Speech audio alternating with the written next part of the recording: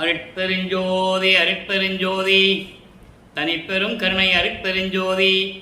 எல்லா உயிர்களும் இன்புற்று வாழ்க, வள்ளல் மலரடி வாழ்க வாழ்க, கொல்லா விரதம் புகழ எல்லாம் ஓங்குக, நல்லோர் நினைத்த நலம் பெறுக, நன்றி நினைத்த எல்லோரும் வாழ்க இசைந்து.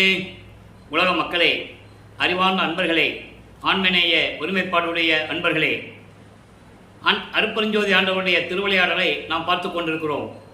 அருட்பெருஞ்சோதியுடைய திருவிளையாடல் இந்த பிரபஞ்சம் தோன்றிய காலத்திலிருந்தே ஏராளமான திருவிளையாடல்கள் செய்திருந்தாலும் கூட கலியுகத்தினுடைய கடைசி திருவிளையாடல் 1823ஆம் ஆண்டு தொடங்கி 30/1/1874 இரவு 12 மணி வரையிலும் அருட்பெருஞ்சோதி ஆண்டவருடைய திருவிளையாடல் நடந்து கொண்டிருந்தது. அருட்பெருஞ்சோதி ஆண்டவருடைய திருவிளையாடலை நமது பிள்ளை பெருமானவர்கள் இயற்றிய திருவொற்பாவிலிருந்தே பார்த்து கொண்டிருக்கிறோம். நமது பிள்ளை பெருமானவர்கள் இந்த பூலோகத்திற்கு வரிமை கூட்டுவதற்கு காரணம் என்ன, இறைவனுடைய திருவிளையாடல் எப்படியெல்லாம் நடந்து கொண்டிருந்தன என்பதையும் நாம் திருவொற்பாவிலிருந்தே பார்த்து கொண்டிருக்கிறோம். இந்த பிரபஞ்சம் தோன்றிய காலத்தில் ஏற்பட்ட இந்த 4 யுகங்களும் கிரேத யுகம், திரேத யுகம், துவாபர யுகம், கலியுகம், 4 யுகங்களுக்குமே ஆயுள் காலம் உண்டு. அந்த ஆயுள் காலம் முடிந்தவுடனே அந்த யுகங்கள் அழிந்துவிடும். கிரேத யுகத்திற்கு 17,28,000 வருடங்களும், திரேத யுகத்திற்கு 12,96,000 வருடங்களும், துவாபர யுகத்துக்கு 8,64,000 வருடங்களும், கலியுகத்திற்கு 5,000 வருடங்களும் இருந்தன. இதெல்லாம் காலங்கள் முடிந்த பிறகு 4 யுகங்களும் அழிந்து விட்டது. அப்போ அந்த 4 யுகங்களிலுமே தோன்றிய சமயங்கள், மார்க்கங்கள், மதங்கள் கலியுகம் வரைக்கும், கலியுகம் 1900 ஆண்டுகளிலே முடிந்து விட்டது. அது வல்லற்பமாக நமக்கு தெளிவாக அருளியிருக்கிறார்கள். அப்போ இந்த சமயங்களும் மதங்களும் மார்க்கங்களும் அழிந்து விட்டது. யாருக்கு தெரியாது, மக்களுக்கு தெரியாது. ஏன்னா காலங்காலமாக இருந்து வந்ததனால் அதையே பின்பற்றி கொண்டிருக்கிறார்கள். அவர்கள் சமயத்துக்கு ஏற்றபடி, மதங்களுக்கு ஏற்றபடி, அவங்களுக்கு ஏற்ற கர்த்தாக்களின் ஏற்றபடி நடந்து கொண்டிருக்கிறார்கள். அது அவங்களுடைய சுதந்திரம், அது அவங்களுடைய சுதந்திரம். நம்ம அதை பற்றி பேச முடியாது. ஏன்னா காலங்காலமாக வந்து கொண்டிருக்கிறது. அப்போ இதெல்லாம் முடிந்த பிறகு உலக மக்களுக்கென்று ஒரு யுகம் வேண்டும். அந்த யுகம்தான் இப்போ நம்ம இருந்துகிட்டு இருக்கோம். இதுக்கு பேர் ஒளி யுகம், சதுர் யுகம், சக்தி யுகம் என்று கூறுவார்கள் வல்லற்பமானவர்கள். அருள் யுகம் எப்படி வேணால் நம்ம கூப்பிடலாம். ஒளி யுகம், சக்தி யுகம், அருள் யுகம், சதுர் யுகம் எப்படி வேணால் நம்ம எடுத்துக்கலாம். அப்போ இந்த யுகத்துக்கு ஒரு மார்க்கம் வேணும். நீங்கள் நல்லா புரிஞ்சுக்கிட்டே வரணும். அந்த 4 யுகங்களில் ஏற்பட்ட மார்க்கங்கள், மதங்கள், சமயங்கள்லாம் மறைஞ்சிருச்சு, முடிஞ்சு போச்சு. அப்போ இந்த யுகத்திற்கு உலக மக்களுக்கு என்று ஒரு மார்க்கம் வேண்டும். அந்த ஆன்மீக மார்க்கம் சுத்த சன்மார்க்கமாக இருக்க வேண்டும், சமரசமாக இருக்க வேண்டும். உலக மக்கள் எல்லோரும் ஒன்றுபட்டு வாழ வேண்டும், இன்புற்று வாழ வேண்டும். முரண்பாடுகள் இல்லாமல், வேறுபாடுகள் இல்லாமல், ஆண்மநேய ஒருமைப்பாட்டோடு, ஒத்த கருத்தோடு உலக மக்கள் எல்லோரும் வாழ வேண்டும். அந்த ஒரே நோக்கத்திற்காக அருட்பெருஞ்சோதி ஆண்டவர் சுத்த சன்மார்க்கத்தை உண்டாக்கி, அதாவது நிறுவி, உருவாக்கி, அதை தன் மகனிடம் ஒப்படைப்பதற்காக தன் அருளால் பெற்றெடுத்த ஒரு செல்வ பிள்ளையை ஒரு தாயின் வழியாக இந்த பூலோகிற்கு வருவிக்க செய்தார் அருட்பெருஞ்சோதி ஆண்டவர். அப்படி இந்த பூலோகிற்கே நமது பிள்ளை பெருமானவர்கள் வருவிக்க உற்ற இடம் சிதம்பரம் அருகிலே மருதூர் என்ற ஒரு கிராமம். ஒரு சைவ குடும்பத்திலே ராமையா பிள்ளை சின்னையம்மையருடைய அந்த இல்லற வாழ்க்கையிலே இவர் ஒரு 5வது மகனாக வருகிறார். வருவிக்க உற்றார். அதை நீங்கள் நல்லா புரிஞ்சுக்கணும். இறைவனால் வருவிக்க உற்றவர். அப்போ இறைவனால் வருவிக்க உற்றும் போது இந்த 51 ஆண்டுகளையும் 1823ஆம் ஆண்டு தொடங்கிய திருவிளையாடல் 1874 ஆண்டு வரையும் நடக்கிறது. அப்போ இந்த இடைப்பட்ட 51 ஆண்டுகளையும் 8 ஆண்டுகளாக பிரிக்கிறார் அருட்பெருஞ்சோதி ஆண்டவர். ஒவ்வொரு 8 ஆண்டுகளிலும் தன் மகனுக்கு எப்படியெல்லாம் அருளை கொடுக்கிறார் என்பதையும், பிள்ளை பெருமானவர்கள் சமயங்களிலும் மதங்களிலும் மார்க்கங்களில் ஈடுபட்டு கொண்டிருந்து அதன் நெறிமுறைகளை பின்பற்றி கொண்டிருந்தார் என்பதையும், அதன் பிறகு இதெல்லாம் தேவையில்லை, உலக மக்களுக்கு இதெல்லாம் தேவையில்லை என்ற நிலையை சொல்லி உலக மக்களை எல்லாம் சுத்த சன்மார்க்கத்தில் இணைத்து அவர்களும் இன்புற்று வாழ வேண்டும் என்பதற்காகவே வருவிக்க உற்றவர் என்பதை திருவொற்பாவிலிருந்து பார்த்து கொண்டிருக்கிறோம். அதற்கு சரியான எடுத்துக்காட்டான பாடல் அருப்பெருஞ்சோதி அகவலிலே உண்டு. ஆன்ற சன்மார்க்கம் அணிபெற என்னைத்தான் ஈன்று அமுதளித்த இனிய நற்றாயே. 6ஆம் திருமுறையிலும் நிறைய இடத்தில் பாடல்கள் உண்டு. என்னையும் இரக்கந்தன்னையும் ஒன்றாக இருக்க இசைவித்து மன்னி வாழ்வுற வருவித்த கருணை வள்ளல் நீ என்று கூறுவார். வருவித்த வண்ணமும் நானே, இம்மாநிலத்தை செய்யும் வண்ணமும் நானே என்று கூறுவார். இப்படி நிறைய விளக்கங்கள் எல்லாம் இருக்கின்றன. அதை நாம் படிப்படியாக பார்த்து கொண்டிருக்கிறோம். இப்போ வல்லற்பமானவர்கள் வருவிக்க உற்று 8 ஆண்டுகள் வரையிலும் சென்னையிலே இருக்கின்ற போது நமது பிள்ளை பெருமானவர்கள் நமது குழந்தை இறைவன் 8 ஆண்டுகள் வரையிலும் அவர் எந்த மனநிலையில் இருந்தார் என்பதை நாம் பாடல்களிலிருந்து பார்த்து கொண்டிருக்கிறோம். அவர் எந்த பாடசாலைக்கும் சென்றதில்லை, யாரையும் குருவாக ஏற்றுக்கொண்டதில்லை.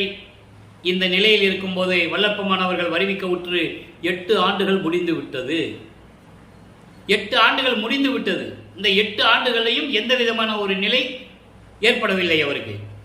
அதன் பிறகு 2வது 8க்கு வரும்போது, அதாவது 9வது ஆண்டிலிருந்து 16 ஆண்டுகளுக்குள் என்ன நடந்தது என்பதை 2ஆம் திருமுறையிலும் முதல் திருமுறையிலும் 2ஆம் திருமுறையிலும் பார்த்து கொண்டிருக்கிறோம். இப்போ வல்லப்பமானவர்கள் திருவருள் முறையீடு என்ற பதிகத்திலே எப்படியெல்லாம் அவருடைய மனம் இயங்குவதையும் இறைவனிலிருந்து அருளை பெற வேண்டும் என்ற ஒரு தாக்கத்தையும் எப்படியெல்லாம் எழுதியிருக்கிறார், நமக்கு அருளியிருக்கிறார் என்பதை பார்த்து கொண்டிருக்கிறோம். நன்றாக கவனிங்கள். ஒன்று மட்டும் இப்போ நீங்கள் மனசில் நல்லா கவனித்து வச்சுக்கணும். வல்லப்பமானவர்களுக்கு இப்போ அருப்பெருஞ்சோதி ஆண்டவர் யாருன்னு தெரியாது, சுத்த சன்மார்க்கம் இருக்கிறது தெரியாது. இறைவனால் வருவிக்க உற்றவன் மகன் என்று மட்டும் தெரியும். ஞானத்தை பெற்றுக்கொண்டார். அதன் பிறகு அருப்பெருஞ்சாண்டவர் உனக்கு முன்பருவம் பின்பருவம் காட்டி அருள் செய்வேன் என்று கூறி மறைந்து விட்டார். அதன் பிறகு இவருக்கு மறைப்பு நிலை ஏற்படுகிறது. விண்ணுலகத்தில் இருந்தது, அதுக்கு முன்னால் நடந்ததெல்லாம் அவருக்கு ஞாபகம் வராது. அப்போ நீங்கள் நல்லா புரிஞ்சுக்கணும். அப்போ அந்த நிலையில் இருக்கும்போது இவர் சைவ சமயத்தின் அடையாளமாகிய திருநீற்றை பூசிக்கொண்டும் உத்தராட்ச மாலை அணிந்து கொண்டும் இறைவனை பற்றி உருவ வழிபாடு செய்து கொண்டும் நமச்சிவாயா சிவாய நம ஓம் நமச்சிவாயா சிவசிவா என்று எப்படியெல்லாம் இறைவனை வணங்குகிறார் என்பதையும், தியாகராஜன் மாசிலாமணி நடராஜன் இப்படியெல்லாம் சொல்லி எப்படியெல்லாம் பாடுகிறார் என்பதையும் நாம் பாடலிலே பார்த்து கொண்டிருக்கிறோம். நல்லா கவனிங்க. இப்போ வல்லற்பமானவர்கள் வருவிக்க உற்று 9வது ஆண்டிலிருந்து 16 ஆண்டுகளுக்குள் என்ன நடந்தது என்பதை வல்லற்பமானவர்களே அருளிய திருவற்பாவிலிருந்து பார்த்து கொண்டிருக்கிறோம். உலகியலிலே செவி வெளிவந்த செய்திகளாக அந்த விளக்கத்துக்குள்ள நம்ம போக வேண்டாம். அது முன்னுக்கும் பின் முரணாக இருக்கும். உண்மையாக இருப்பது பாடல்களில் இருக்கின்ற உண்மைகள். நல்லா கவனிங்க. திருவருள் முறையீடு மொத்தம் 232 பாடல்களை கொண்டது. இன்னைக்கு 209வது பாடலை பார்க்க போகிறோம். என் இறைவா, இமையோர் இறைவா, மறையின் முடிவின் முன்னிறைவா, மலை மின்னிறைவா, மலர் மலர் அதாவது மலர் முன் பகத்தோன். நல்லா கவனிக்கணும். மலர் முன் பகத்தோன் தன்னிறைவா, திதித்தான் இறைவா, திதித்தான் இறைவா, நெய் போதனருள் மண் இறைவா, இங்கு வா என்று எனக்கு நல்வாழ்வருளே. இது பாடல். இங்கு வா என்று எனக்கு நல்வாழ்வருளே. இது பாடல். இந்த பாடலுடைய விளக்கம் பாருங்க. என்னுடைய இறைவா, இமையோர் இறைவா என்பது தேவர்களின் இறைவனே. மறையின் முடிவின் முன்னிறைவா. மறையின் என்பது வேதங்கள், 4 வேதங்கள். ரிக் வேதம், யசுர் வேதம், சாம வேதம், அதர்வன வேதம். நல்லா கவனிக்கணும். இந்த 4 வேதங்களும் சிவபெருமானை பற்றி பாடுவதல்ல. நல்லா புரிஞ்சுக்கணும் நீங்க. ரிக் வேதம் இந்திரனை பற்றி இந்திரனை பற்றி புகழ்ந்து பாடுகின்ற வேதம். யசூர் வேதம் அது உருவ வழிபாடுகளை பற்றி பாடுவது. யசூர் வேதம் என்பது என்ன சொல்லுவாங்க, இந்த சிறு தெய்வங்கள் அந்த மாதிரி எல்லாம் லிஸ்டில் வரும். அம்மன், நாக தேவதைகள் அப்படிகள் லிஸ்டில் வரும். அவங்களை பற்றி பாடுவது. அதர்வன வேதம் என்பது பிரமனை பற்றி பாடுவது. இங்கே 4 வேதங்களுடைய முடிவுகளுக்கு மேல் அது என்ன சொல்லுதோ அதனுடைய விளக்கங்களுக்கு மேல் இருக்கின்ற இறைவன் யாரு? சிவபெருமான். இவர் சிவபெருமான் தான் இறைவன் என்று வள்ளற்பெருமான் கூறிக்கொண்டிருக்கிறார். அப்போ சுத்த சன்மார்க்கத்தை பெற்ற பிறகு அருட்பெருஞ்சோதி ஆண்டவர் என்று கூறுவார். அதை நீங்கள் மனசில் கவனிச்சுக்கிட்டே வரணும். இப்போ அப்படிப்பட்ட இறைவனே மலர் முன் பகத்தோன். மலர் முன் பகத்தோன் என்பது செந்தாமரை மலரில் வீற்றிருக்கின்ற பிரம்மன். 4 முகங்களை கொண்ட இறைவன், 4 முகங்களை கொண்ட பதத்தலைவன். அப்படி பிரம்மனும் திதித்தான் இறைவா. திதி என்பது படைக்கும் தொழிலை செய்கின்றவன், காக்கும் தொழிலை படைக்கும் தொழிலை செய்கின்றிருக்கவன். அவன் யார்? திருமாலும். அப்ப பிரம்மனும் திருமாலும் வணங்குகின்ற இறைவன் நெய் போதனருள் மண்ணிறைவா. பிரம்மனும் திருமாலும் வணங்கும் இறைவனே மெஞ்ஞானம் கொண்டு நிலையான அருளை கொடுக்கும் இறைவா என்று அவர்கள் வணங்கிக் கொண்டிருக்கின்றார்கள் உன்னை. அப்படிப்பட்ட இறைவனே, நான் உன்முன் நின்று கொண்டிருக்கிறேன். உன்னால் வருவிக்க உற்றவன் நான். நான் பிரம்மனால் படைக்கப்பட்டவன் அல்ல, திருமலால் காக்கப்படுகின்றவன் அல்ல. அதான் இங்க சொல்றாரு. நல்லா புரிஞ்சுக்கணும் நீங்க. பிரம்மனும் திருமாலும் வணங்குகின்ற இறைவா என்று சொல்லுகிறார். அதனால அங்க சொல்றாரு, இப்படி நிலையில் இருக்கின்ற இறைவனே, நான் முன்னால் வந்து நின்று கொண்டிருக்கிறேன். இங்கு வா மகனை என்று எனக்கு அழைத்து நல்ல அருளை கொடுக்காயாக, நல்ல அருளை கொடுப்பாயாக என்று கூறுகிறார். இது முறையீடு செய்வது, இறைவனை பற்றி முறையீடு செய்வது. இப்படிப்பட்ட இறைவன் திருமாலும் பிரம்மனும் வணங்கக்கூடிய இறைவன். நல்லா கவனிக்கணும். இங்கே சிவபெருமானை பிரம்மனும் திருமாலும் வணங்குகிறார்கள் என்று சொல்லுவார். சுத்த சன்மார்க்கத்தை பெற்ற பிறகு பிரம்மனும் திருமாலும் தேவர்கள் எல்லாம் என்னை வணங்குகிறார்கள் என்று கூறுவார். அந்த வேறுபாடை இன்னைக்கு நம்ம பார்க்க போறோம். ஏன்னா வள்ளற்பெருமானுடைய இறைநிலை என்பதை, அவருடைய கடவுள் நிலை எப்படிப்பட்டது என்பதை இதுவரைக்கும் இற்றைய பகல் வரை யாரும் வள்ளற்பெருமானுடைய இறைநிலையை கூறியதே இல்லை என்பது இந்த வள்ளலார் ஒளியினுடைய கருத்து. அதை நீங்க நல்லா புரிஞ்சுக்கணும். இப்போ பிரம்மனும் திருமாலும் சிவனை வணங்குகிறார்கள். புராணங்களில் கூட சிவபெருமான் யாரை போய் வணங்குவதில்லை, எல்லாருமே சிவபெருமான் தான் வணங்கணும்.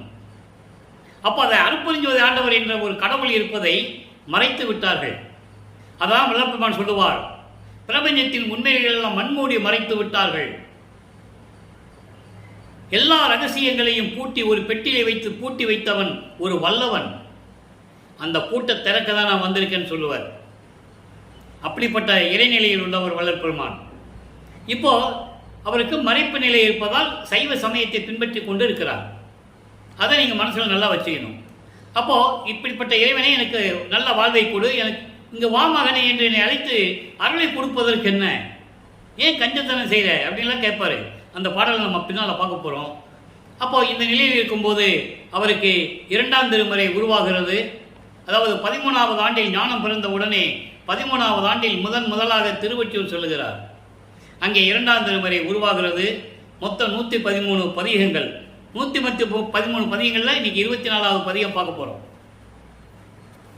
23 பதிகங்களுடைய ஒரு சுருக்கம். அவர் தியாகராஜ பெருமானை போய் பாடி பாடி விண்ணப்பம் செய்தும் முறையீடு செய்தும் எந்த விதமான பலனும் இல்லை. அதன் பிறகு திருமுல்லை வாயில் செல்கிறார்.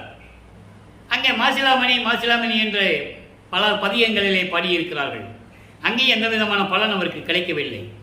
ஒருவேளை திருவள்ளித்தாயத்துக்கு போன அருளை பெற்று விடலாமா என்று எண்ணி அங்கே போகிறார். அங்கே எந்த விதமான பலனும் இல்லை. இப்போ இனிமேல் எங்கேயும் போகக்கூடாது, திருவொற்றியை தவிர எங்கேயும் போகக்கூடாது, போய் பிரயோஜனம் இல்லைன்னு சொல்லி திருவொற்றியில் இருக்கும்போது 24வது பதிகம் உருவாகிறது. தியாக வண்ண பதிகம். தியாக வண்ண பதிகம் என்பது இறைவனுடைய அருளையும் இறைவனுடைய பெருமையை சொல்லுவது.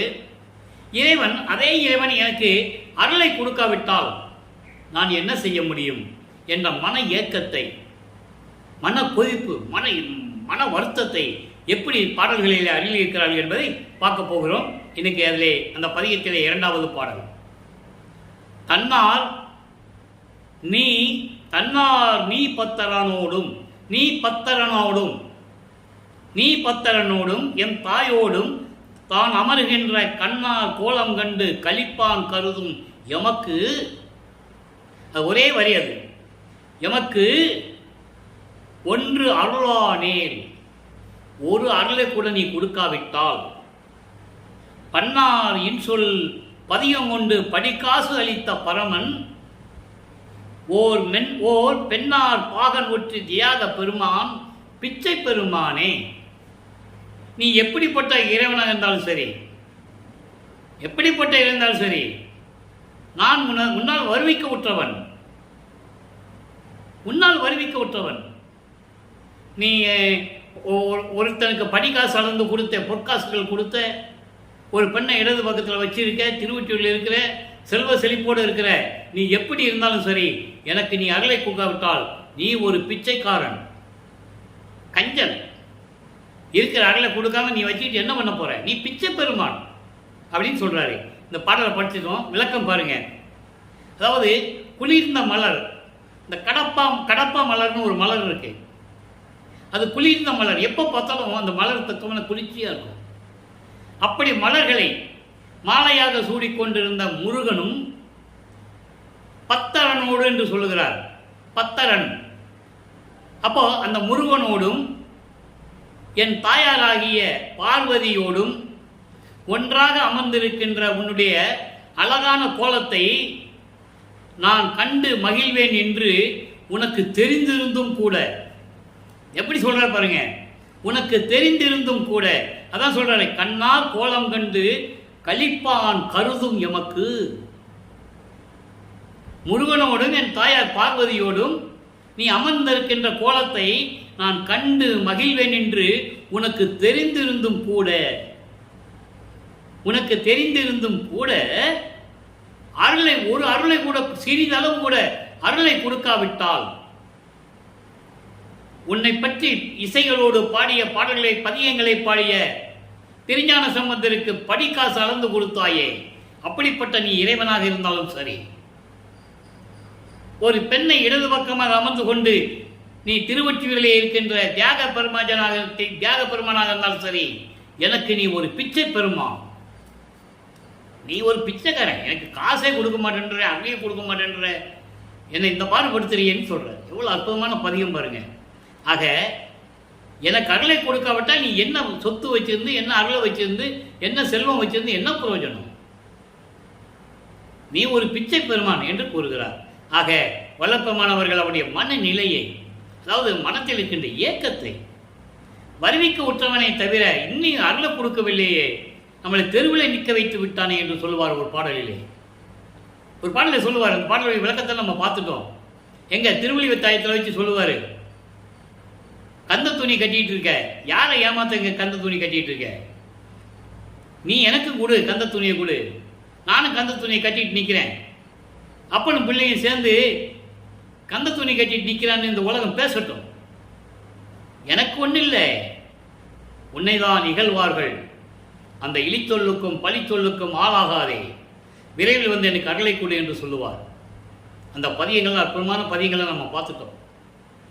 இப்போ என்ன சொல்றாரு, நீ எப்படிப்பட்ட இறைவனாக இருந்தாலும் சரி, படிக்காசு அவனுக்கு திருஞான சம்பந்தனுக்கு படிக்காசுகள் அளந்து கொடுத்தே இல்லை, பொற்காசுகள். நீ அப்படிப்பட்ட இறைவனாக இருந்தாலும் சரி, என் அம்மை பார்வதியோடு இருந்தாலும் சரி, முருகனோடு இருந்தாலும் சரி, நீ தியாகராஜ பெருமானாக இருந்தாலும் சரி, எனக்கு அருளை சிறிதளவு கொடுக்கவில்லை என்றால் அப்ப நீ யாரு? பிச்சை பெருமான், பிச்சைக்காரணி, கஞ்சன் என்று சொல்லுகிறார். அது ஒரு படத்தில் சொல்லுவார், ஒரு பாட்டில் சொல்லுவார், உன் கஞ்சத்தனத்தை நான் பார்த்ததே இல்லப்பா அப்படின்னு சொல்லுவார். அப்போ இந்த நிலையில் வல்லப்பெருமான் இருந்து கொண்டிருக்கிறார். ஆனால் உலகியலில் என்ன பேசுவாங்க அவரை பற்றி? நீங்கள் கேள்விப்பட்டிருப்பீங்க. போனார், திருவொற்றியூர் போனார், தெருவா சுற்றிக்கிட்டு இருந்தார், அங்கே போனார், இங்கே போனார், இப்படிலாம் பேசிகிட்டு இருப்பாங்க. ஆனால் அவருடைய உண்மையான நிலையை இங்கே கூறுகிறார். இப்போ வல்லப்பெருமான் அவர்கள் 2வது எட்டை கடந்து விட்டார், அதாவது 16 ஆண்டுகளை கடந்து விட்டார். இப்போ 3வது எட்டுக்குள்ள நுழைகிறாரு. அப்போ 17வது ஆண்டிலிருந்து 25 ஆண்டுகளுக்குள் என்ன நடந்தது, 24 ஆண்டுகளுக்குள் என்ன நடந்தது என்பதை 3ஆம் திருமுறை உருவாகிறது. 3ஆம் திருமுறை மொத்தம் 19 பதியங்களை கொண்டது. இதுவரை 17 பதியங்களை நம்ம பார்த்துட்டோம். 18வது பதியத்தில் இன்னைக்கு ஆற்றா விரகம் என்ற பதியத்தில் 7வது பாடல். இந்த 17 பதியங்களுடைய ஒரு சின்ன விளக்கத்தினுடைய சுருக்கம். இப்ப நிலைகள் மாறுகிறது அவருக்கு. இப்போ 2வது எட்டில் இருந்த நிலை 16 ஆண்டுகளுக்குள் இருந்த நிலை இப்போ மாறுது. தியாகராஜ பெருமானை பார்க்குறாரு. அவர் மூலஸ்தானத்திலிருந்து அப்படி காட்சி கொடுப்பது, மறைந்து விடுவது, பேசுறது இல்லை. இப்படியே ஒரு நிலைகள் போயிட்டு இருக்கும்போது இவருடைய மன வருத்தத்தை நாரையிடம் சொல்லி தூதி அனுப்புவது, கிளிகளிடம் சொல்லி தூது அனுப்புவது, குரத்தை பெண்ணிடம் போய் குறி கேட்பது, ஒரு ஜோசியர்கிட்ட போய் ஜாதகம் பார்ப்பது, இந்த நிலைகளெல்லாம் நம்ம பார்த்து விட்டோம். எந்த விதமானாலும் அவருக்கு கிடைக்கவில்லை. இப்போ ஆற்றாவிரகம் என்ற பதியத்தில் 7வது பாடலை நல்லா கவனிங்க. ஆற்றாவிரகம் என்பது ஏற்கனவே சொன்னது போல தன்னை தலைவியாகவும் இறைவனை தலைவனாகவும் உருவகப்படுத்தி உள்ளத்தை தோழியாக வர்ணனை செய்து உலக மக்களுக்கு தன்னுடைய நிலையை கூறுவது. பாடலை கவனிங்க. திருந்தால் அமர்ந்தார் திருப்பொழியூர் சிற்றம்பலத்தில் திருநடம் செய்யும் மருந்தார் ஒற்றிவாணர் இன்னும் வந்தார் அல்லர். அதான் அண்டர்லைன், அதான் நமக்கு தேவையான வார்த்தை. இன்றும் வந்தார் அல்லர். நான் போய் என் அரும் தாழ்வு அகல, நான் போய் என் அரும் தாழ்வு அகல அருள்வீர் என்றாலும் ஒன்றும் அறியார் போல் இருந்தால் அம்மா தோழியே நான் என்ன செய்வேன், என்னை மடவார் இகழாரோ. இங்கே பெண்கள் என்னை இகழ மாட்டார்களா என்று கூறுகிறார். ஏன் பெண்கள் என்று சொல்கிறார் என்றால் அவரை ஒரு பெண்ணாக உருவகப்படுத்தி வர்ணனை செய்து இந்த பாடலை அருளியிருப்பதால். ஆனால் மக்களெல்லாம் என்னை ஏளனமாக பேச மாட்டார்களா என்று அதுக்கு பொருள். இப்போ அந்த பாடலுடைய விளக்கத்தை சொல்கிறேன். அதுக்கப்புறம் அவர் உலக மக்களுக்கு என்ன சொல்கிறார் அதை பற்றி என்றதை பார்ப்போம். இப்போ இந்த பாடலுடைய விளக்கம் பாருங்கள். திருந்தாள் அமர்ந்தார். திருந்தாள் அமர்ந்தார் என்பது காலை வாகனம் மீது அமர்ந்து கொண்டிருப்பவர். அதோடு மட்டுமல்ல, திருப்புலியூர் திருச்சிற்றம்பலத்திலே திருநடம் செய்யும் மருந்தார். திருப்புலியூர் என்பது அந்த காலத்தில் தில்லைக்கு திருப்புலியூர் என்ற ஒரு பெயர் உண்டு. அந்த ஊரில் இருந்து கொண்டு அருள்நடனம் செய்து கொண்டிருக்கின்ற மருந்து போன்ற இறைவன், நோய்களை குணமாக்கக்கூடிய இறைவன். அப்படிப்பட்ட இறைவன் ஒற்றிவானரில் இருக்கின்ற, அதாவது திருவொற்றியூரில் இருக்கின்ற தியாகராஜ பெருமான் 3 விதமாக சொல்கிறார். ஏன்னா சிவபெருமானே அப்படிதான் சொல்லிட்டு இருந்தாங்க. தியாகராஜ பெருமான் சொல்லுவாங்க, நடராஜன் சொல்லுவாங்க, சொக்கநாதன் சொல்லுவாங்க, சிவலிங்கம், மகாலிங்கம், எப்போ சந்தன மகாலிங்கம், எவ்வளோ பேர் சொல்லுவாங்க. அப்படிப்பட்ட இறைவன் இன்னும் வந்தார் அல்லர். நான் அவர் மீது காதல் கொண்டுள்ளேன், காதல் கொண்டுள்ளேன் என்று சொல்லுவார். அவர் இன்னும் என்னிடம் வந்து சேரவில்லை. நான் அவர்கிட்ட போய் இந்த உலகையில் ஏற்பட்ட அவமானங்களையும் துன்பங்களையெல்லாம் இழிவுகளையெல்லாம் நீக்க வேண்டும், எனக்கு அருளை கொடுக்க வேண்டும் என்று நான் கேட்டால் ஒன்றுமே தெரியாதவர் போல், அறிமுகம் இல்லாதவர் போல் இருந்து கொண்டு இருந்தால் என் தோழியை நான் என்ன செய்வேன்? என்னை பார்த்து பெண்கள் இகழ மாட்டார்களா, கேலி பேச மாட்டார்களா, கிண்டல் செய்வார்களே என்று கூறுகிறார். மைய கருத்து, பாடலுடைய மைய கருத்து உலக மக்களுக்கு எப்படி தெரிவிக்கிறார்? உலக மக்களே, நான் இறைவனால் வருவிக்க உற்று 24 ஆண்டுகள் வரையிலும் எந்த விதமான அருளை பெற முடியாமல் நான் துன்பப்பட்டு கொண்டிருக்கிறேன். என்னை பார்த்து எல்லாரும் ஏளனமாகவும் கிண்டலாகவும் பேசுகிறார்கள். அவமானங்களை தாங்கிக் கொண்டிருக்கிறேன். நான் அவர்கிட்ட போய் எனக்கு அருளை கொடு, அவர் இன்னும் என்கிட்ட வந்து சேரலை, அருளை கொடுக்கல. நான் போய் எனக்கு அருளை கொடு, அவமானங்களை தாங்க முடியல, துன்பங்களை தாங்க முடியல, இறப்பு பிறப்பு என்ற அவஸ்தை வேற இருக்கு, இதெல்லாம் நீக்கணுமே, எனக்கு அருளை கொடுன்னு கேட்டால் ஒன்றும் தெரியாதவர் போல், வேற்று முகத்தை கொண்டார் போல், அதாவது வேற ஆள் வேத்தாளை பார்க்கறது போல என்னை பார்த்துட்டா ஒன்றுமே பேசாமல் இருந்தா நான் என்ன செய்வேன்? உலக மக்களே, நான் இந்த நிலையில் இருந்து கொண்டிருக்கிறேன் என்று சொல்லி இந்த பாடலை நமக்கு அருளி இருக்கிறார்கள். இப்போ 3வது எட்டு முடிஞ்சிருச்சு, 24 முடிஞ்சிருச்சு. இப்போ 4வது எட்டுக்கு போகணும். 25வது ஆண்டிலிருந்து 32 ஆண்டுகளுக்குள் என்ன நடந்தது என்பதை 4ஆம் திருமுறையிலிருந்து நாம் பார்த்து விட்டோம். அதில் 2-3 பதியங்கள் இருக்குது, அதை நம்ம பின்னால் சொல்லுவோம். ஏன்னா தத்துவ வெற்றியை 6ஆம் திருமுறையில் சொல்லும்போது 4ஆம் திருமுறையில் இருக்கின்ற பிரசாத மாலையை சொல்லணும். உலக மக்கள்கிட்ட சொல்லிட்டு இருந்தாங்கல்ல, அவர் அப்படி தான் இருந்தார் ஐயா, சிவபெருமானை தான் கும்பிட்டாரு, நடராஜனை கும்பிட்டாரு, திருநூறு பூசிக்கிட்டு இருந்தார், உத்தராட்சி கோட்டையை போட்டிருந்தாரு, நீங்களும் அதே மாதிரி போட்டுக்கிட்டே இருங்க. சுத்த சன்மார்க்கம்னா இருந்தால் என்ன, அவர் அப்படி தானே இருந்தார், அப்படியே இருந்துட்டு போங்க அப்படின்னு தானே பேசிகிட்டு இருக்காங்க இது வரைக்கும். அதனுடைய விளக்கம் அங்கே இருக்குது பிரசாத மாலையில். அதை நம்ம பின்னால் பார்ப்போம். சுத்த சன்மார்க்கம் என்பது ஒரு தனி மார்க்கம். அது சமயங்களையும் மதங்களையும் மார்க்கங்களையும் சாராத மார்க்கம். அதனால தான் அகவல்ல சொன்னார், சமயமும் மதமும் சாதியும் மதமும் சமயமும் பொய்யென ஆதியில் குணத்தை அருப்பெருஞ்சோதி. சாதியும் மதமும் சமயமும் காணா ஆதி அநாதயாம் அருப்பெருஞ்சோதி. ஏன் சொன்னார்? சுத்த சன்மார்க்கத்தை வந்து திருநூறு பூச சொன்னாரா? வேண்டான்னு சொல்லிட்டாருன்றத ஆதாரங்கள் இருக்கு. சுத்த சன்மார்க்கத்தை வந்தால் திருநூறு பூசக்கூடாதுன்ற ஆதாரங்கள் இருக்கு. உத்தரஞான சிதம்பரம் மாலையை சொல்லுவார். யாரும் படிக்கலை, விளங்கலை, அறிவுக்கு எட்டலை, அதை பற்றி மற்றவங்கிட்ட யாரும் சொல்லலை. அதான் பிரச்சனையே. வடலூருக்கு வந்தால் எப்படி வரணும்னு விதிமுறை இருக்கு. வல்லப்பம்மன் கொடுத்த விதிமுறைகள்லாம் இருக்கு. அது சுத்த சன்மார்க்க நெறிகள் சொல்லும்போது அந்த விதிமுறைகள்லாம் உங்களுக்கு நான் சொல்லுவேன். அது நிறைய விளக்கங்கள் பேச வேண்டியது இருக்கு. இப்போ நம்ம அருப்பஞ்சோடைய திருவிளையாடலை மட்டும் தான் பார்த்துட்டு இருக்கோம். அதுக்கு பிறகு சுத்த சன்மார்க்கத்துடைய விதிமுறைகள், எப்படி வடலூருக்கு வரணும், எப்படி இறைவனை வேண்டணும், ஜீவகாரிய ஒழுக்கனா என்ன, மரணமில்லா பெருவாழ்வுனா என்ன, எழுவார் மேடை அமைந்தது எப்படி, எல்லாம் விளக்கங்கள் நிறைய இருக்கு. நம்ம பின்னால் சொல்லுவோம். இப்போ இந்த 4ஆம் திருமுறையிலே 27வது ஆண்டு தொடங்கிய உடனே வல்லப்பமணவர்கள் 4வது எட்டில் இருக்கும்போது 32 ஆண்டுகளுக்குள் என்ன நடந்தது என்பதை பார்த்து கொண்டிருக்கிறோம். 27வது ஆண்டிலே தனக்கோடி அம்மையாருக்கு திருமாங்கல்யம் பூட்டி தாலி கட்டி, அது ஒரு இறைவனுடைய திருவிளையாடலாக அது நடக்கணும். தெளிவாக சொல்றாரு அருட்பிரகாச மாலையில் 95வது பாடலில். திருமணத்தின் போது இவரை வாழ்த்துவதற்காக பிரம்மன், திருமால், ருத்திரன் போன்ற தேவர்கள் எல்லாம் அந்த மண்டபத்தில் அமர்ந்திருக்கிறார்கள். ஆனால் மனுஷன் கண்களுக்கு தெரியாது, மானிட பிறவிகளுக்கு தெரியாதது. அப்போ இவருடைய அம்மையும் சிவகாமி வள்ளியும் அப்பா அருப்பஞ்சாண்டவர் வரலன்னு மனம் வருந்துறாரு. அவருடைய மன வருத்தத்தை நீக்குவதற்காக இன்று இரவு 2 குதிரை மாட்டின தேரில் வந்து மணமக்களை வாழ்த்து விட்டு சொல்லுகிறார்கள். அது ஒவ்வொரு பாடலையும் ஒரு கனெக்ஷன் இருக்கு, அங்கங்கே சூட்சமமான விளக்கங்கள் இருக்கு. அதெல்லாம் நம்ம பார்த்துட்டோம். இந்த நிலை முடிந்த பிறகு உலக பற்றை விட வேண்டும், சரியக்கிரிய யோகம் என்ற 12 நிலைகளை விட வேண்டும். இப்போ அவருக்கு சுத்த சன்மார்க்கம் இருக்கிறது தெரியும். அதற்கான பெறுவதற்கான காலம் வந்துவிட்டது. தத்துவங்களை கடக்கக்கூடிய சக்தியை பெற வேண்டும், பெற்றுவிட்டால். அற்புத சமாளியில் பார்த்துட்டோம்.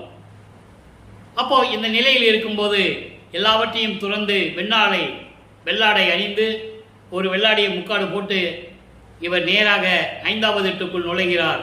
அதாவது 33வது ஆண்டிலிருந்து 40 ஆண்டுகளுக்குள் என்ன நடந்தது என்பதை நாம் பார்த்து விட்டோம்.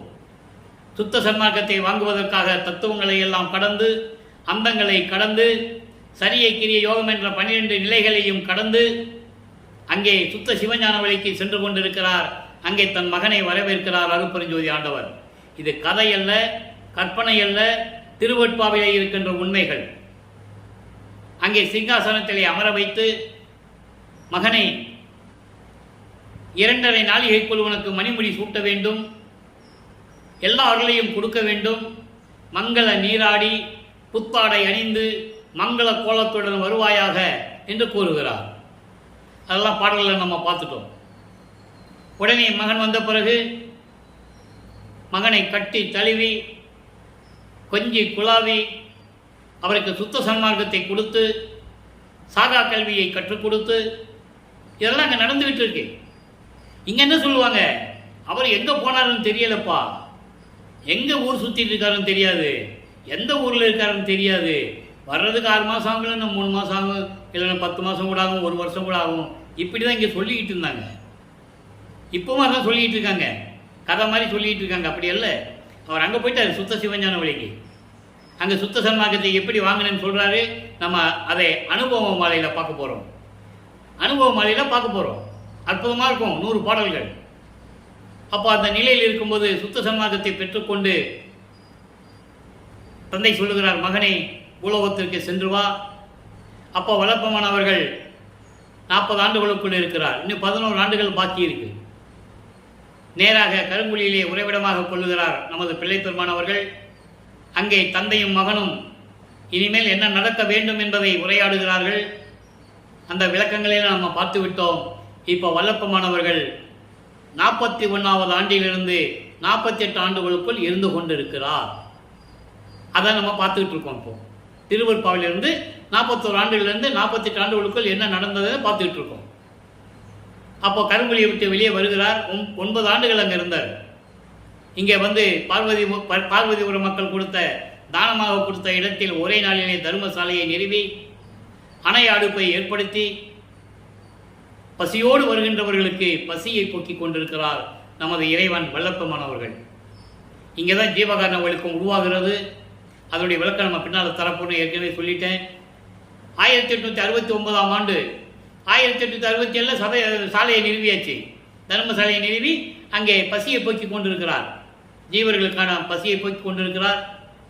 அதன் பிறகு 1869ஆம் ஆண்டு நீதிமன்றத்திற்கே போய் அங்கே மறுவிற்பா என்று வழக்கு தொடர்ந்திருந்தார்கள். அதையெல்லாம் வென்று திருவற்பாதான் மக்களுக்கு ஏற்றது என்று நீதிபதி தீர்ப்பு கூறி அவர்கள் கொடுத்த வழக்கை தள்ளுபடி செய்து ரத்து செய்து வல்லப்பமனிடம் திருவற்பாதான் மக்களுக்கு சிறந்தது என்று சொல்லி தீர்ப்பை வழங்குகிறார். அதை பெற்றுக்கொண்டு மறுபடியும் தர்மசாலைக்கு வல்லப்பமானவர்கள் திரும்பும்போது நல்லா கவனிக்கணும். அப்பெல்லாம் வல்லப்பமானவர்கள் பறக்கும் சக்தியை உடையவர். நினைச்ச இடத்துல இருப்பார். நினைச்ச அரை நொடியில் அண்டங்களை கடந்து போயிடுவார். அவரே சொல்றாரு, கதை அல்ல, கற்பனை அல்ல, பாடல் இருக்கிற விளக்கத்தை நான் உங்ககிட்ட பேசிட்டு இருக்கேன். யாரும் மறுக்க முடியாது. பாடல் இருக்கு. இவ்வளவு உண்மைகள் அங்கே திருவருட்பாவில் இருக்கு. மக்கள்கிட்ட யார் சொல்லலை, யாருக்கு தெரியல. அதனால மக்களுக்கு தெரியாது. சொன்னாதானே தெரியும். அப்போ இங்கே பெருவழியை பார்த்து விட்டார். என்னுள் கண்டனன் சத்தியஞான சபையை இங்கே தான் நிறுவனம் முடிவு பண்ணிட்டார். இன்னும் கட்டலை. ஏன்னா மேட்டுக்குப்பத்து போய் தான் சத்தியஞான சபை கட்டுவார். அந்த விளக்கத்தை நம்ம பின்னால் பார்க்க போகிறோம். இப்போ தர்மசாலையில் இருக்கும்போது என்ன நடந்தது என்பதை திருவற்பாவிலிருந்து 6ஆம் திருமுறையிலிருந்து நம்ம பார்க்க போகிறோம். என்ன நடந்ததுன்னு பார்க்க போகிறோம். முதல்ல திருவடி பெருமை பதிகம் 80 திருவடி பெருமையில் இன்னைக்கு 4வது பாட்டு. திருவடி பெருமை என்பது இறைவனை பற்றி சொல்லுவது. அப்படிப்பட்ட இறைவனை தோழியிடம் சொல்லுவது போல கூறுவது. நல்ல கவனிங்க. தேவர்களோ சித்தர்களோ ஜீவன் முத்தர்களோ, ஜீவன் முத்தர்கள் அண்டர்லைன் நல்லா கவனிச்சுட்டே வரணும். சிறந்த முனி தலைவர்களோ செம்பொருள் கண்டாரோ. யாருமே அருப்பஞ்சாண்டவரை பார்க்கல. தேவர்களாக இருந்தாலும் சரி, சித்தர்களும் சரி, ஜீவன் முக்தி ஜீவசமாதியானவர்கள் சிறந்த முனி தலைவர்கள், முனிவர்களுக்கெல்லாம் தலைவனாக இருக்கின்றவர்கள். உதாரணமாக சொல்ல வேண்டும் என்றால் விஸ்வாமித்திரர், வசிஷ்டர், அகத்தியர், இவங்கெல்லாம் முனிவர்களுடைய தலைவர்கள். இந்த தலைவர்களாக இருந்தாலும் சரி, செம்பொருள் கண்டாரோ, மெய்ப்பொருளாகிய அருப்பெருஞ்சோதியை பார்த்தார்களா? பார்க்கவில்லை. யாருக்கும் தெரியாது. கிருஷ்ணனுக்கு தெரியும், அவன் வெளியே சொல்லலை. மகாபாரதத்தில் ஒரு இடத்துல சொல்லுவாங்க, அர்ஜுனன்கிட்ட சொல்லுவான். நான் நண்பர்களை ஏற்கனவே சொல்லியிருக்கிறேன். திருவற்பாவை பற்றி பேசும்போது மற்ற நூல்களை பற்றியெல்லாம் நான் பேசுவதில்லை, யாரை பற்றி பேசுவதில்லை. சில இடங்களில் உதாரணத்துக்கு வரும்போது எடுத்துக்காட்டு சொல்ல வேண்டியிருக்கு. பாஞ்சாலியரால் ஏற்பட்ட சபதத்தினால் அந்த சபதம் நீங்க வேண்டும் என்பதற்காக கிருஷ்ணன் காலில் விழுகிறான் அர்ஜுனன். இது என்னால் முடியாதுப்பா அப்படின்னு கிருஷ்ணன் சொல்கிறான். நீ கடவுள் தானே அப்படின்னு அர்ஜுனன் கேட்குறான். யார் சொன்னது?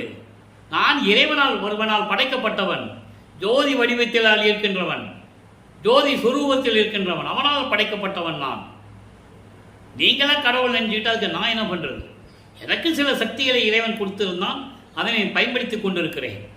நீ கங்கை கரைக்கு போ, அங்கே தவம் இரு. ஒளி வடிவத்தில் ஒளி சொரூபமாக ஒரு இறைவன் வருவான், அவன் உன் சாபத்தை நீக்குவான் என்று கூறுவார். அர்ஜுனன் கங்கை கரையிலே தவம் இருப்பான். ஒளி வடிவிலே வந்த அருப்பெருஞ்சோதி ஆண்டவர் அந்த சாபத்தை நீக்கி அங்கேயே சுமத்திரையை திருமணம் செய்து கொடுப்பார். இந்த நிலைகள்லாம் அங்கே இருக்கு. ஆனால் இந்த நிலைகளெல்லாம் ஏன் சொல்கிறேன்னா, இவங்க யாரும் இறைவனை பார்க்கலன்னு சொல்கிறாரு. அதை தான் இங்கே நான் குறிப்பிடுகிறேன், வேற ஒன்றும் இல்லை. அடுத்து பாருங்க, மூவர்களோ வந்துட்டாங்களா? அதில் திருமாலும் வந்துட்டான். யாரு? பிரம்மன், திருமால், ருத்திரன், மூவர்கள். அறுவர்களோ அவர்களெல்லாம் தேவர் கூட்டத்தை சேர்ந்தவர்கள். 18 கூட்டங்கள் இருக்கின்றன. அதெல்லாம் விளக்கங்கள்லாம் அவர் நிறைய உரைநடை பகுதியில் கொடுத்திருக்கிறார். இவர்கள் முதல் சக்தி அவளோ முன்னிய நம் பெருங்கணவர் தம் இயலை உணர்ந்தோர் யாவர்களும் அல்ல என்றால், இவர்களெல்லாம் அறிய முடியாத கணவர் என் கணவர்னு சொல்றாங்க. அதாவது தன்னை மனைவியாகவும் இறைவனை கணவனாகவும், தன்னை தலைவியாகவும் இறைவனை தலைவனாகவும் வர்ணனை செய்து சொன்னதனால் என் கணவர் என்று சொல்லுகிறார். அதான் அருட்பெருஞ்சோதி ஆண்டவர். என்னை ஆட்கொண்ட எனது அருட்பெருஞ்சோதி ஆண்டவருடைய கடவுள் தன்மையை யாருமே உணர்ந்து சொல்ல முடியவில்லை என்றால் நான் உணர்ந்து சொல்ல முடியுமா? ஒரு சிறிதும் அமையாது. தன்னை தாழ்த்தி கொள்ளுகிறார். யாரும் பார்க்க முடியல. இறைவன் என்ன போய் பாருன்னு சொன்னா என்னால் முடியுமா என்ன அப்படின்னு சொல்றாரு.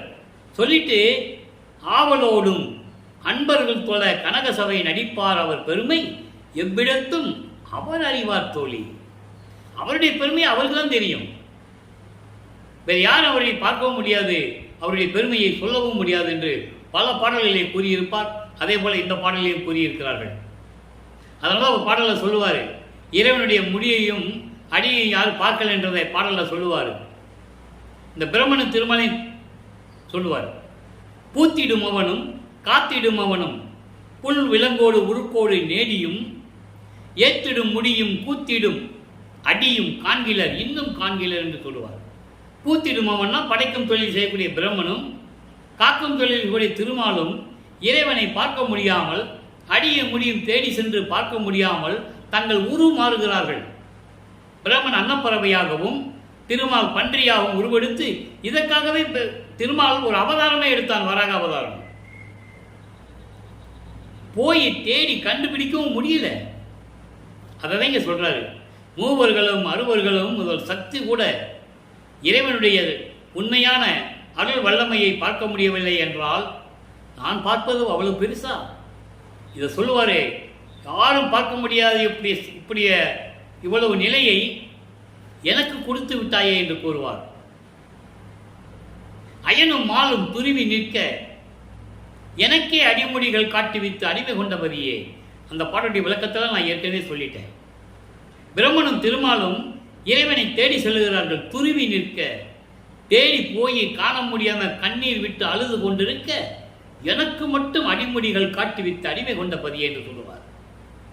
அகவலிலே சொல்லுவார், படிமுடி கடந்தனை பார் இது பாரென அடிமுடி காட்டிய அருட்பெருஞ்சோதி. படி என்றால் பூலோகம், முடி என்றால் விண்ணுலகம். கேட்கிறாரு, அப்பங்கிட்ட கேட்கிறாரு, எனக்கு அடிமுடிகள் ஏன் காட்டலன்னு கேட்கும்போது நீ மேலே வான்னு சொல்லும்போது இவர் கடந்து போய்கிட்டு இருக்கிறாரு. இன்னும் எவ்வளவு தூரம் தான் நான் வரணும்னு கேட்கிறாரு. அவர் தான் சொல்றாரு, படியும் முடியும் கடந்து விட்டாய், கடந்து என்னை பார் இது பாரன் அருட்பெருஞ்சோதி. அகவல்ல சொல்லுவார்.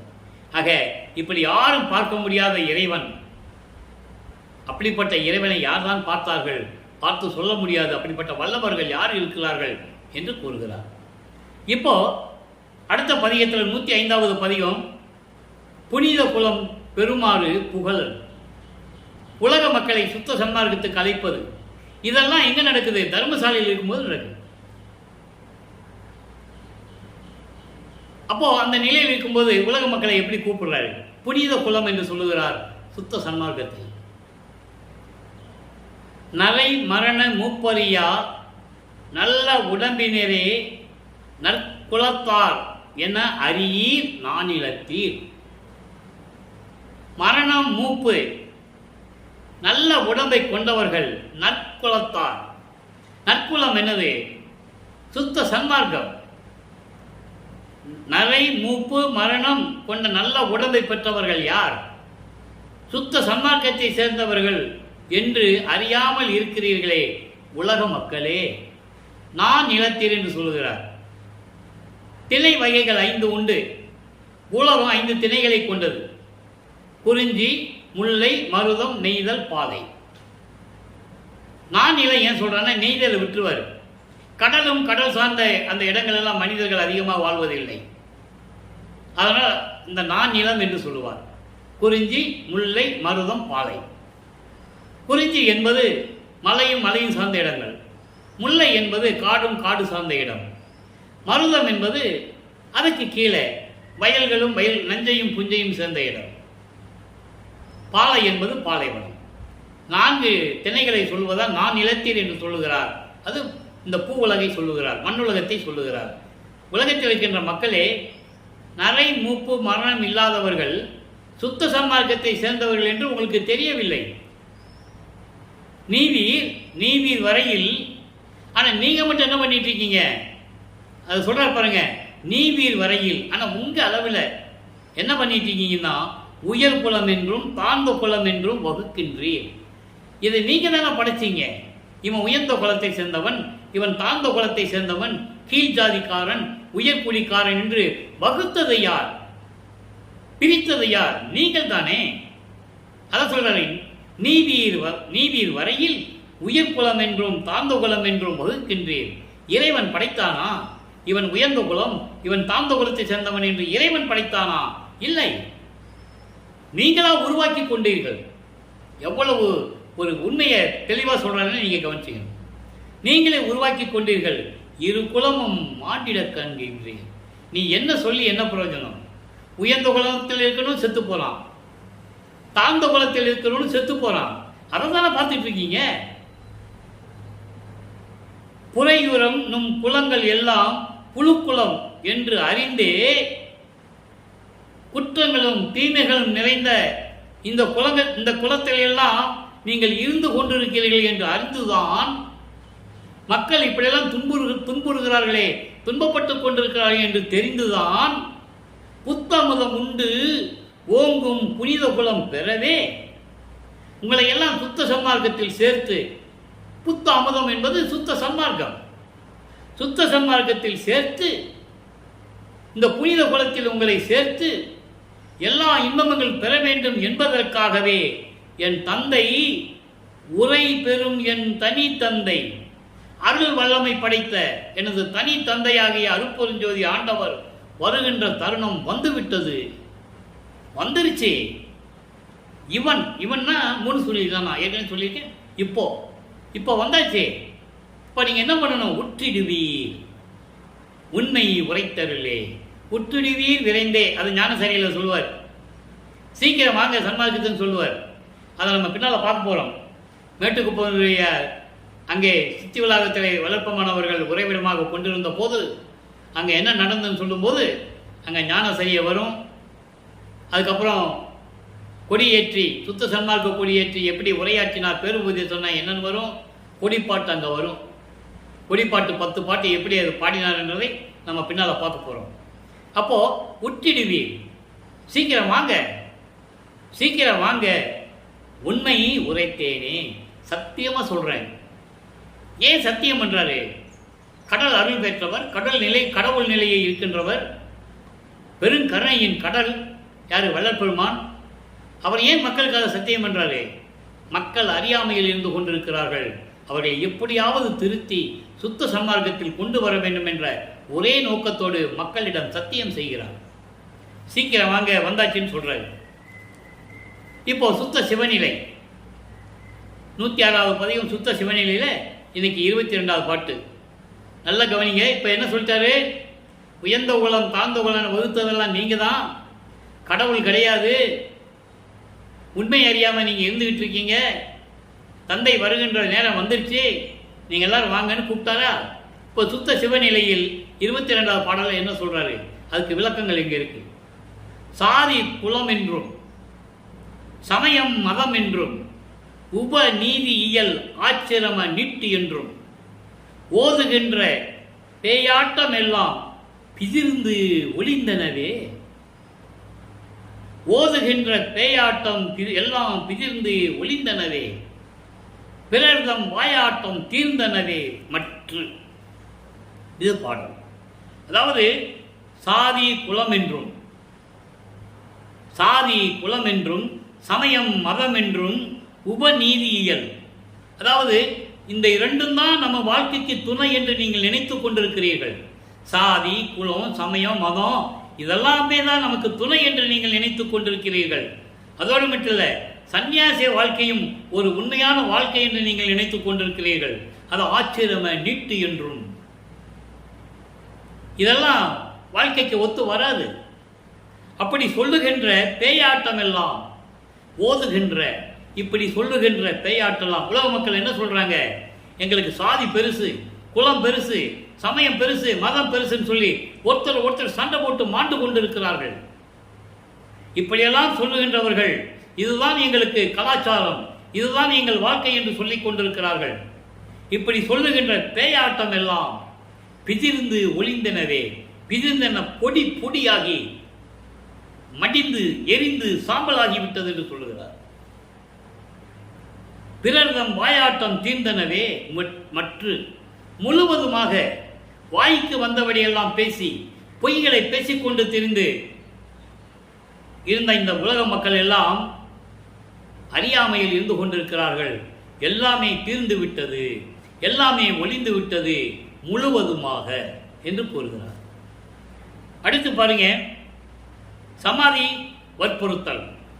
இன்னைக்கு 2வது பாடல், பதிகம் 108 சமாதி வற்புறுத்தல் என்ன சொல்றார் பார்ப்போம்.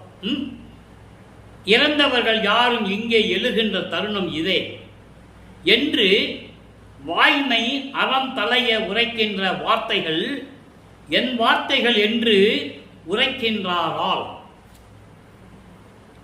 இந்த 4 வரிக்கு முதல்ல விளக்க சொல்றேன். 8 வரிகள் பாட்டு, இந்த 4 வரிக்கு முதல்ல சொல்றேன்.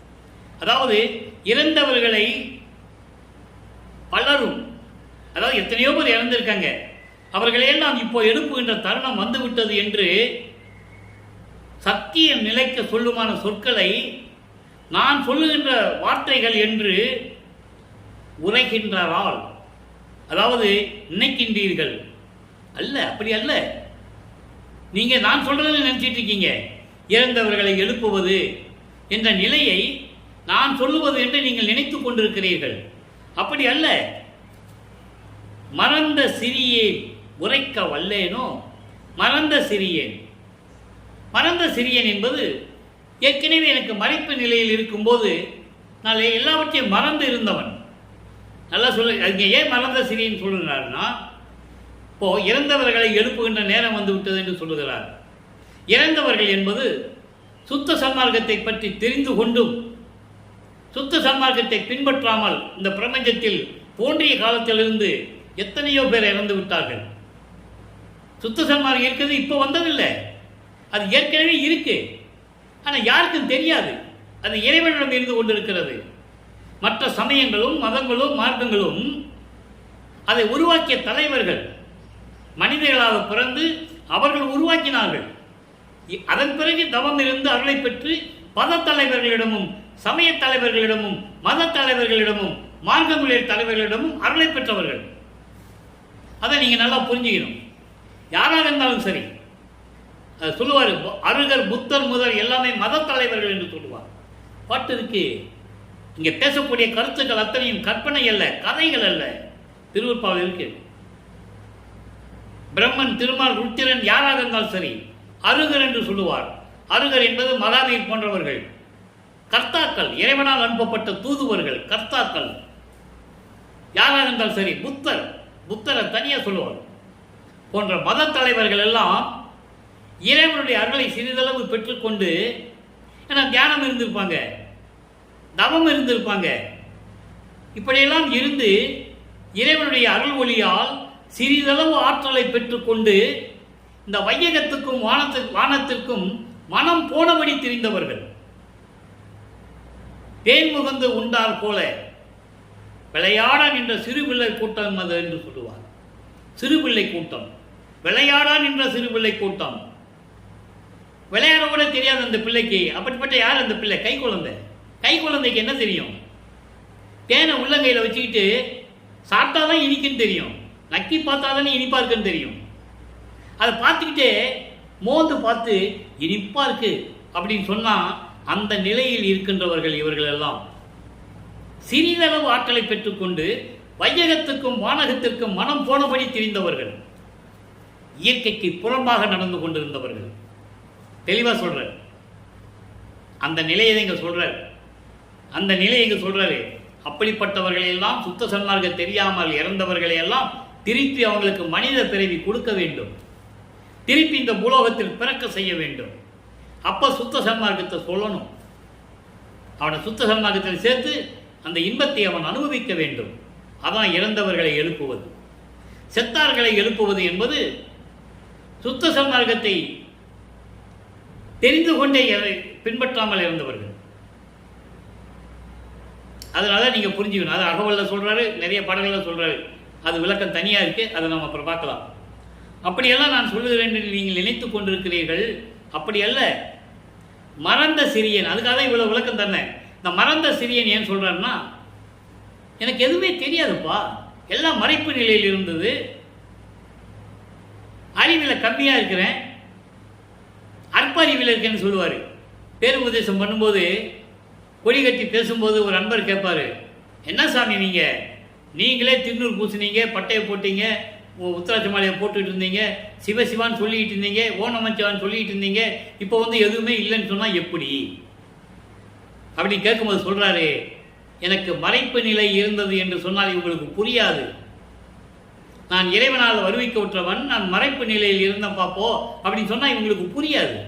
மறுபடியும் கேள்வி கேட்பாங்க. அதனால சொன்னாரே, எனக்கு அற்ப அறிவாக இருந்தது, எனக்கு அறிவே இல்லைப்பா அப்படின்னு சொல்றாரு. நல்லா புரிஞ்சுக்கணும். அதை தான் இங்க மறந்த சிறியன் என்று சொல்லுகிறார். இந்த மறந்த சிறியே உரைக்க வல்லானோ, யாராலையும் அவருடைய நிலையை சொல்ல முடியாது. நான் மட்டும் எப்படி சொல்லிடுவேன்? எல்லாம் செய் வல்லோய் உந்தன் சிறந்த வார்த்தை என தெரிந்திலர் இம்மனிதர், தெரிந்திலர் இம்மனிதர் மதித்திறமை என்னே. இது நான் சொல்லல, எல்லாம் செய்யவல்ல இறைவன் என் தந்தை அருப்பஞ்சோதி ஆண்டவர் சொன்ன வார்த்தை என்று மதி இல்லாது அறிவில்லாமல் அறியாமையில் தெரிந்து கொண்டிருக்கின்ற அந்த மனிதர்கள் சொல்லிக் கொண்டிருக்கிறார்கள். எப்படி நிலையில் இருந்து கொண்டிருக்கிறார்கள் இந்த மனிதர்கள் என்று சொல்லுகிறார்.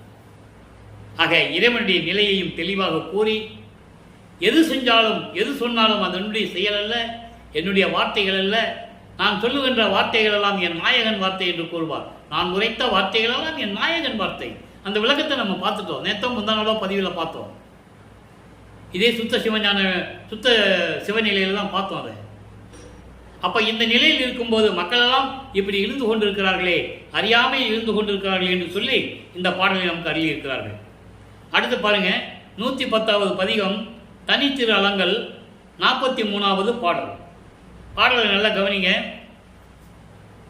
பொருள் பெரும் சுடர், பெரும் பொருள் சுடர் செய்யும்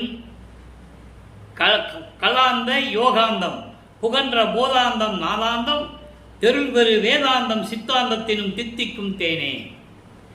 ஒன்றும் இல்லை, 6 அந்தங்களை கலந்த இறைவன் சொல்றார், வேற ஒன்றும் இல்லை. கலாந்தம், யோகாந்தம், போதாந்தம், நாதாந்தம், வேதாந்தம், சித்தாந்தம், 6 அந்தங்களையும் கடந்த நிலையில் இருக்கின்ற இறைவன் என்று சொல்லுகிறார். இதே அந்தங்களை இவர் எப்படி கடந்தார் என்று சொல்லுவார். அந்த விளக்கங்களை நம்ம பார்த்துட்டோம். இந்த அந்தங்களை எப்படி கடக்க வேண்டும் என்ற நிலைகளை நம்ம பார்த்துட்டோம். அப்போ இப்படி 6 அந்தங்களையும் கடந்த இறைவனே அடுத்து சொல்லுவார் பாருங்க. அதான் நமக்கு முக்கியமான தகவல் விளக்கம். மருள் பெரு இருளை தீர்த்து என்னை வளர்க்கும் மா பெருங்கருணை ஆரமுதை. மருள் பெரும் இருளை தீர்த்து, சமயங்களையும் மதங்களையும் மார்க்கங்களையும் கொண்ட நெறிகளை நான் பின்பற்றி கொண்டிருந்த போது எனக்கு ஏற்பட்ட மாயைகளும் மயக்கங்களை எல்லாம் நீக்கி அறியாமையை போக்கி மெஞ்ஞானத்தை கொடுத்து, மெஞ்ஞானம் என்பது எல்லாம் பெற்றிருக்க முடியாது. மெஞ்ஞானத்தை ஞானத்தை பெற்றார்கள், அவ்வளவுதான். மெஞ்ஞானத்தை யாரும் பெறவில்லை. அப்படி எனக்கு மெஞ்ஞானத்தையும் கொடுத்து என்னை வளர்த்து கொண்டிருக்கின்ற பெருணை கடலே, என் இறைவனே, ஆரமுதே, அருப்பெருஞ்சோதியே, அம்பலத்து அரசே, அம்மையே, அப்பனே, நான் உன் அடைக்கலம் அல்லவா என்று கூறுகிறார். அப்போ அடுத்து பாருங்க, மெய்யருள் வியப்பு 112வது பதிகம் 48வது பாடல். எல்லா பாடலுக்குமே ஒவ்வொரு பாடலுக்கும் பொருள் கனெக்டிவிட்டி உண்டு. நீங்கள் உன்னிப்பாக கவனிச்சாதான் உங்களுக்கு நல்லா புரியும் இறைவனுடைய திருவிளையாடல் எப்படியெல்லாம் நடக்குதுன்னு. இங்கே ஒரு திருவிளையாடல் சொல்கிறார் பாருங்க. எட்டும் இரண்டும் இது என்று எனக்கு காட்டியே. எட்டும் இரண்டும் என்பது 8 என்பது அகரம், 2 என்பது உகரம். இதுக்கு நிறைய விளக்கங்கள் இருக்கு. அதெல்லாம் சொல்லணும்னா நம்ம மணிக்கணக்கில் பேசணும். சுருக்கமாக சொல்கிறேன். இறைவன் கொடுத்த விளக்கம். எனக்கு ஏது தமிழ் இலக்கணம் தெரியும்? அதெல்லாம் தெரியாது. இறைவன் கொடுத்த விளக்கம் தான். 8ம் 2ம் என்பது அகரம் உகரம். அகரம் என்பது ஆன்மா, உகரம் என்பது ஜீவன். அகம் அகப்புறம் என்று சொல்லுவார். பிண்டத்திலே அகம் என்பது ஆன்மா, அகப்புறம் என்பது ஜீவன். புறம் என்பது அந்த கரணங்கள், புறப்புறம் என்பது ஐம்புலன்கள், ஐம்பொறிகள், கண் காது மூக்கு மெய். அதே மாதிரி அண்டத்தில் சொல்லுவார். அண்டத்திலே அகம் என்பது அக்கினி, அகப்புறம் என்பது சூரியன், புறம் என்பது சந்திரன், புறப்புறம் என்பது நட்சத்திரங்கள். இது அண்டங்களில் உண்டு, பிண்டங்களிலும் உண்டு. அந்த மாதிரி 8 2ம் எனக்கு காட்டி, எனக்கு விளக்கி கூறி, எடுத்து காட்டி, எட்டாத நிலையில் இருக்க புரிந்தாய், இட்டு கூட்டியே. எட்டாத நிலை, யாரும் எட்டி பிடிக்க முடியாத நிலை, கடவுள் நிலை அறிந்த அம்மையமான நிலை. அதான் சொல்றாரு எட்டாத நிலை. அந்த நிலை தான் 16வது நிலை. ஞான சரியை, ஞான கிரியை, ஞானத்தில் யோகம், ஞானத்தில் ஞானம் கடந்து அங்கே கடவுள் நிலை அறிந்த அம்மையமாகக்கூடிய அந்த எட்டாத நிலையில் என்னை இருக்க வைத்தாய். உன் விருப்பப்படியே, உன் விருப்பப்படி என்னை ஈர்த்து வைத்தாய். துட்ட வினையை தீர்த்து ஞான சுடர் உள்ளே ஏற்றியே. துட்ட என்பது துஷ்டம், துஷ்டம் என்பது தீய வினைகளை எல்லாம் தீர்த்து, சமயங்களையும் மதங்களையும் மார்க்கங்களையும் உள்ள நெறிகளை எல்லாம் எனக்கு தீர்த்து, எல்லாவற்றையும் தீர்த்து உள்ளே அருப்பெருஞ்சோதியை காட்டி, என் உள்ளத்திலே அருப்பெருஞ்சோதியை ஞான சுடர் உள்ளே ஏற்றியே. அருப்பெருஞ்சோதியை என் உள்ளத்தில் காட்டி தூண்டாது என்றும் விளங்க வைத்தாய் உண்மை சாற்றியே. இந்த தூண்டாது என்று சொல்லும்போது அற்புதமான விளக்கங்கள்லாம் இருக்குது. தூண்டாத மணி விளக்கே என்று கூறுவார். தூண்டாது என்பது அணையாத மணி விளக்கு, அணையாத மணி விளக்கு என்பது அணையாத அற்பெருஞ்சோதி, அருப்பெருஞ்சோதி. அதை எனக்கு கொடுத்து உள்ளத்திலே ஏற்றி தூண்டாது இருக்க வைத்தாய், மரணமில்லா பெருவாழ்வில் இருக்க வைத்தாய், விளங்க வைத்தாய் என்று சொல்லுகிறார். தூண்டாது என்றும் விளங்க வைத்தாய். தூண்டாது என்பது அணையாது, அழியாது, என்றும் நிலையாக இருக்கக்கூடிய மரணமில்லா பெருவாழ்வில் என்னை விளங்க வைத்தாய் உண்மை சாற்றியே. உண்மை சாற்றியே என்பது இதற்கு நிறைய விளக்கம் தரணும். இயற்கை உண்மை விளக்கங்களின்படி, அதான் சத்து சித்துன்னு சொல்லுவார். சத்து என்பது இயற்கை உண்மை, சித்து என்பது இயற்கை உண்மையின் விளக்கம். அற்புதமாக சொல்லுவார். அப்படி இயற்கை உண்மையின் விளக்கத்தின் அடிப்படையில் என்னை அழகாக மேல்நிலைக்கு ஏற்றி எல்லா வினைகளையும் தீர்த்து, சமயங்கள் மதங்கள் மார்க்கங்களின் நெறிகளை எல்லாம் முழுவதுமாக முற்றிலுமாக நீக்கி எனக்கு மரணமில்லா பெருவாழ்வை கொடுத்து என்னை விளங்க வைத்தாய் என்று கூறுகிறார். ஆக இறைவனுடைய திருவிளையாடல் எப்படி நடந்தது என்பதையும், இறைவனிடம் ஒவ்வொரு 8 ஆண்டுகளிலும் வருவிக்க உற்ற ஆண்டிலிருந்து எப்படியெல்லாம் இறைவன் திருவிளையாடல் செய்தார் என்பதையும், எப்படியெல்லாம் அருளை பெற்றுக் கொண்டிருந்தார் என்பதையும் நாம் பார்த்துவிட்டோம் இன்றைய பதிவிலே. இன்னும் பதிவுகள் தொடர்ந்து கொண்டிருக்கிறது. எனவே அன்பர்களே, உலக மக்களே, நீங்கள் எல்லாரும் சுத்த சன்மார்க்கத்தில் இணைந்து கொலையும் புலையும் தவிர்த்து ஜீவகான்ய ஒழுக்கத்தில் இருந்து கொண்டு, உயிர் இரக்கத்தோடும் ஆன்மநேய ஒருமைப்பாட்டோடும் இருந்து கொண்டு, இறைவனை வணங்கி அருப்பெருஞ்சோதி அருப்பெருஞ்சோதி தனிப்பெருங்கனி அருப்பெருஞ்சோதி என்ற மகாமந்திரத்தை உச்சரித்து நீங்களெல்லாம் இறைவனுடைய அருளையும் செல்வங்களையும் எல்லாம் பெற்று இந்த வையகத்திலே நீங்கள் வாழ்வாங்கு வாழ வேண்டும், நோயற்ற வாழ்வில் வாழ வேண்டும் என்று வாழ்த்தி இந்த வள்ளலார் ஊழியன் விடைபெறுகிறேன். மீண்டும் நாளை சந்திப்போம். நன்றி, வணக்கம். அருட்பெருஞ்சோதி அருட்பெருஞ்சோதி தனிப்பெருங்கருணை அருட்பெருஞ்சோதி. நாளையும் இறைவனுடைய திருவிளையாடல் தொடரும். நீங்கள் தயவு கூர்ந்து உங்களை வேண்டி கேட்டுக்கொள்கிறேன். இறைவனுடைய அருளையும் அருட்பெருஞ்சோதி ஆண்டவருடைய பெருமையையும் வள்ளற்பமானுடைய கடவுள் நிலையும் நீங்கள் தெரிந்து கொள்ள வேண்டும் என்ற நோக்கத்தில் தான் இந்த திருவருட்பா பாடல்களை விளக்கி உங்களுக்கு அருட்பெருஞ்சோதி ஆண்டவருடைய திருவிளையாடல் என்ற தலைப்பிலே பதிவிலே உங்களுக்கு நான் விளக்கி கொண்டிருக்கிறேன். இதெல்லாம் இறைவனுடைய தயவாலயம் கருணையாலயம் நடந்து கொண்டிருக்கிறது என்பதை தெரிவித்துக் கொண்டு விடைபெறுகிறேன். மீண்டும் நாளை சந்திப்போம். நன்றி, வணக்கம். அருட்பெருஞ்சோதி அருட்பெருஞ்சோதி தனிப்பெருங்கனை அருட்பெருஞ்சோதி. இறைவனுடைய திருவிளையாடல்களுடைய பதிவை பார்த்து கண்டு மகிழ்ந்து இறைவனுடைய அருளை பெற்றுக் கொள்ளுங்கள். நன்றி, வணக்கம்.